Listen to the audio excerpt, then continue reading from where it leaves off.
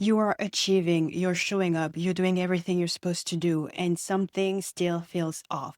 It feels like you're going through the motions, but you're not quite inside the experience. That feeling has a name. It is misalignment. And you cannot genuinely build confidence based on a life that doesn't actually support you. You have a foundation problem, so let's fix that.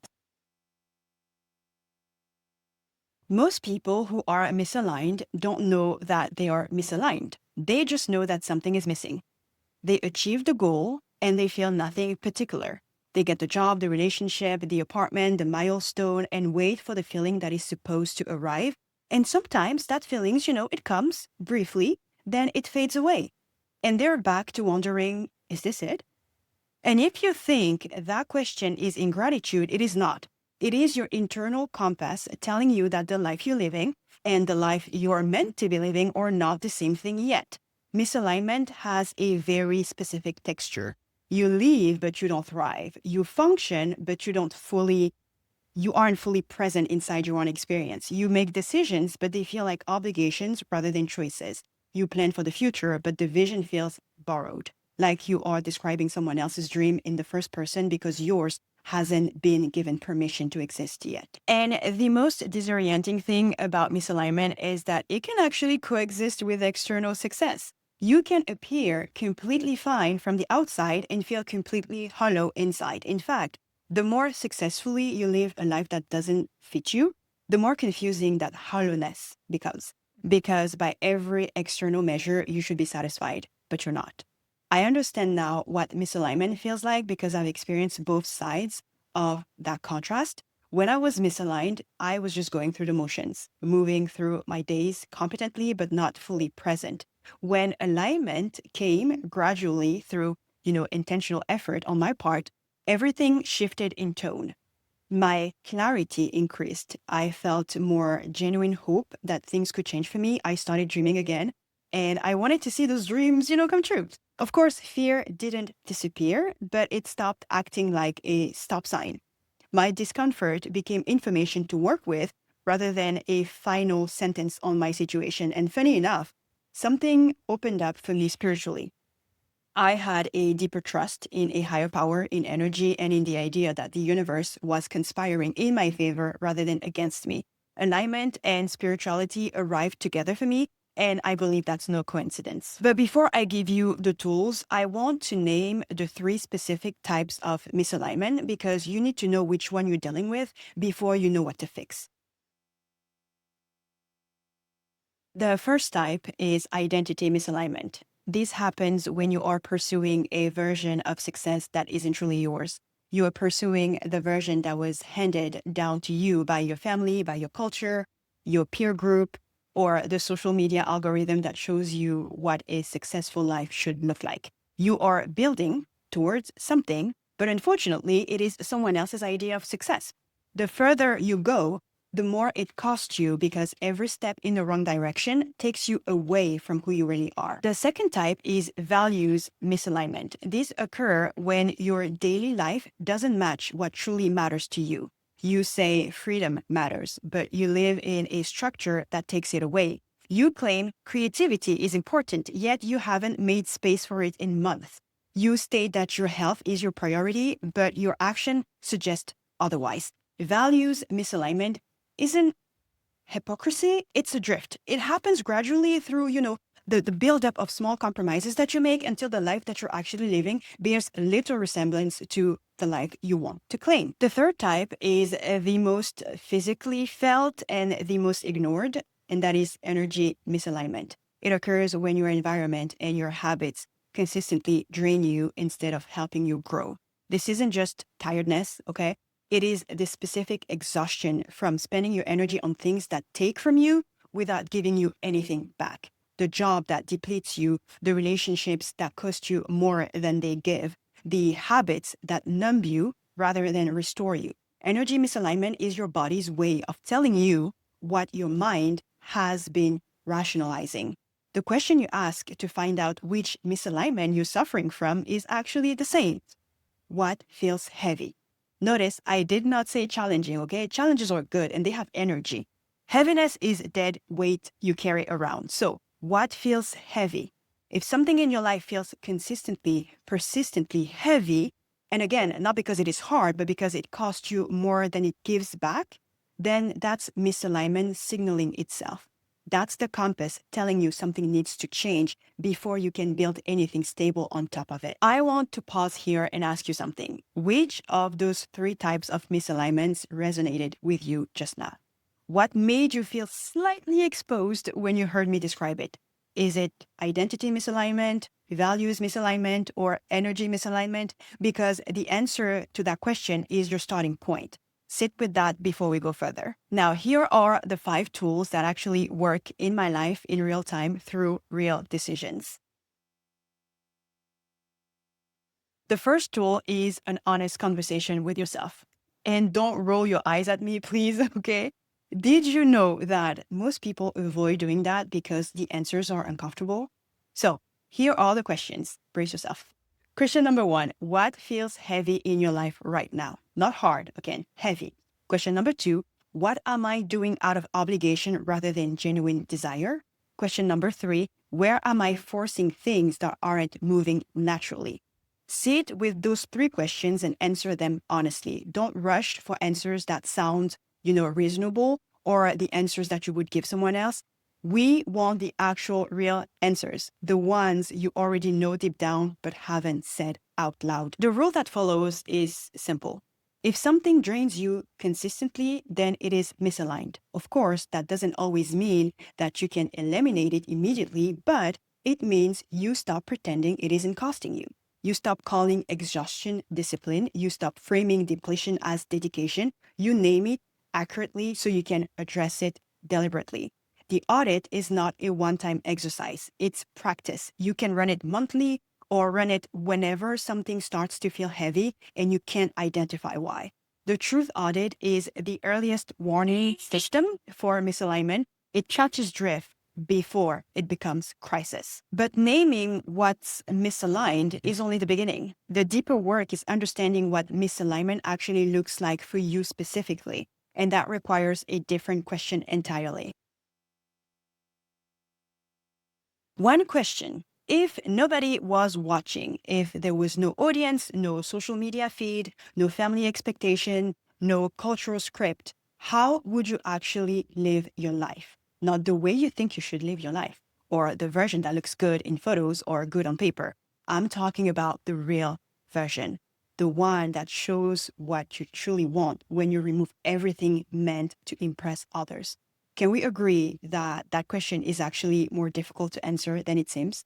Because most of us have been performing for an audience for so long that we lost track of where the performance ends and the actual self begins. The identity reset is the process of finding that lifeline again. Once you have an honest answer to that question, the next step is to define your true priorities, what I would call operational priorities. What are you genuinely willing to organize your life around?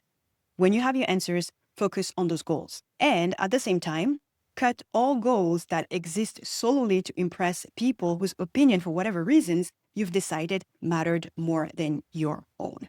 Ambition isn't wrong, but ambition aimed at someone else's idea of success is costly. Clarity creates calm and eliminates uncertainty. When you know what you're actually building toward, the noise around you loses its authority.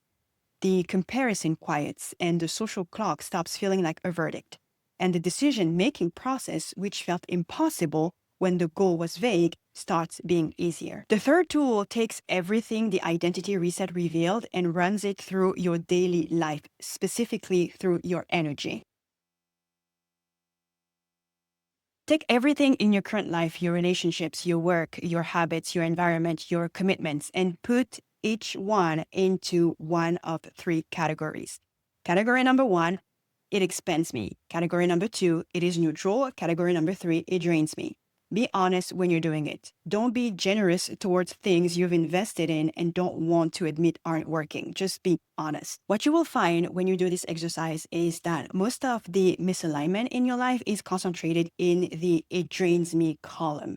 And most of the items in that column have been there for a long time, quietly costing your energy, the energy needed for the things in the expend column.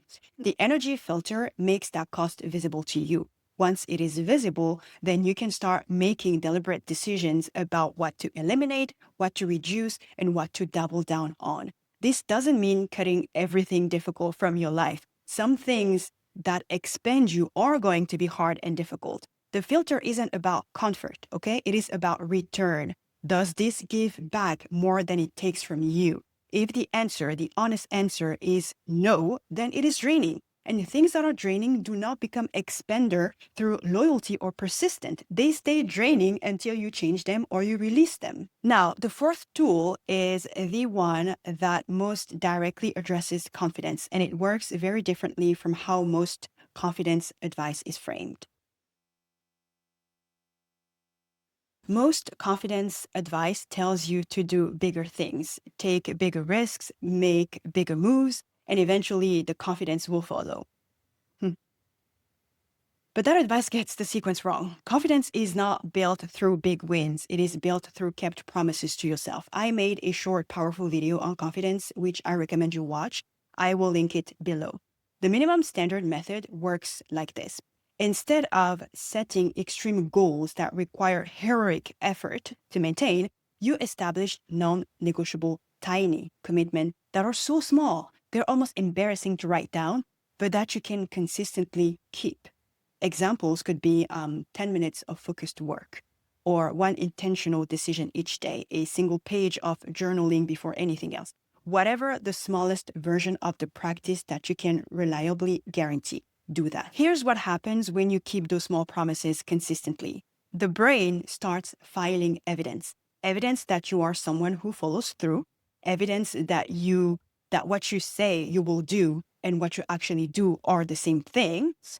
And that evidence accumulated over weeks and months becomes the foundation of genuine self-trust, which is the only confidence that actually holds when things get hard. I developed self-trust gradually, not through dramatic acts of courage, but by reading books, by taking notes, and applying their advice in my real life.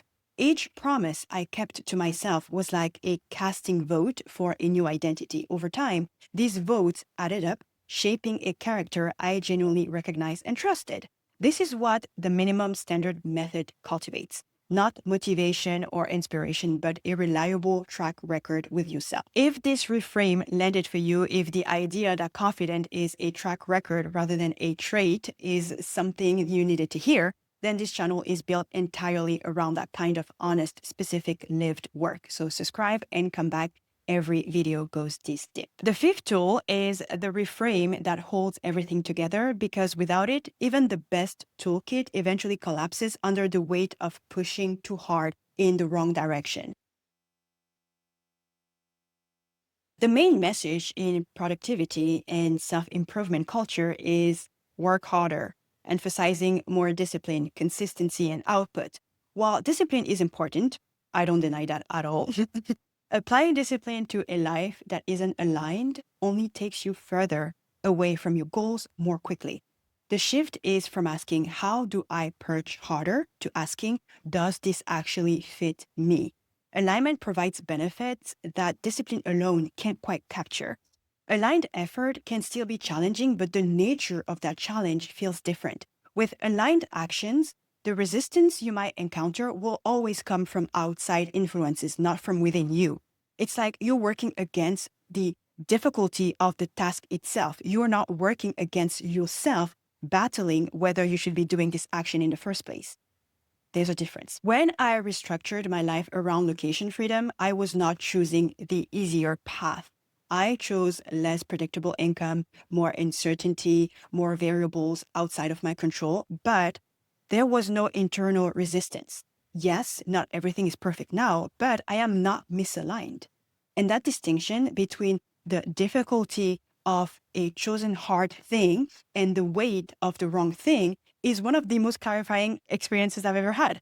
Discipline keeps you going, okay? Alignment makes it worth going. And when you have both, when you are applying consistent effort to something that actually fits who you are and what you value, That's when the life that you're describing to yourself starts to become the life you're actually enjoying. Self-alignment is not a destination you arrive at and you stay.